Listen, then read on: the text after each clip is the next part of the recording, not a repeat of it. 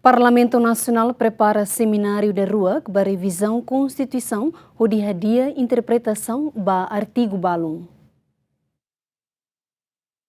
Parlamentu Nasional se forma equipa ida hodi prepara semináriu daruak ba revisaun Konstituisaun nebe possibilidade se realiza ia 1 novembro tinane. Presidente Parlamentu Nasional Maria Fernanda Lai hateden semináriu ne la os atu halo revisaun ka altera Konstituisaun mai be atu halibor dados no discute aspecto sira nebe precisa hadi'a. Clear leader parlamentar ne semináriu nebe realiza ia tinan kotuk hatudu katak panelista sira considera Konstituisaun Timor-Leste dia kona mai be artigu balu nebe precisa hadi'a ini interpretasaun atu ia implementasaun ne belelahu efetivo liutan. Kami possivelmente se ia forma grupo ida para o halo equipa ida o prepara, mas não é revisão, mas se halo seminário ida para o fotitan dados. Com certeza kata nessa tinan koto, hau atete possivelmente em novembro, mas tem que haver de dia também novembro hau seba aipa, hau espera kata equipa nebel prepara, se lá em novembro,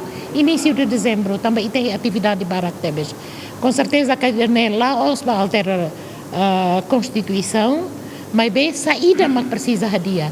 E hau não encatamos sem resultado comissão ida behalo sirni seminário convida hau halabata mas hau laia tempo atuba hau foba senhor Duarte Nunes, eu espero que siramos for recomendações.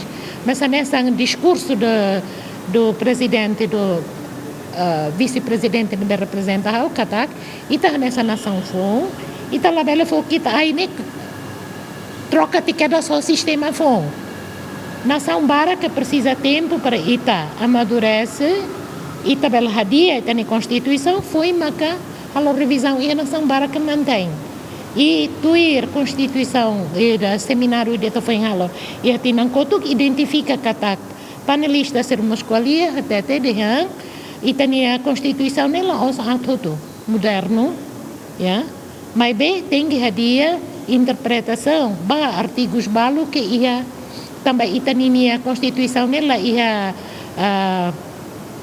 footnote nebe explica o próprio artigo nebe ia interpretação balu que precisa clarificar e nem possivelmente a me ser o termo of reference para próximo seminário dia clio para o debele capta mais ideias o que deve halo, ok?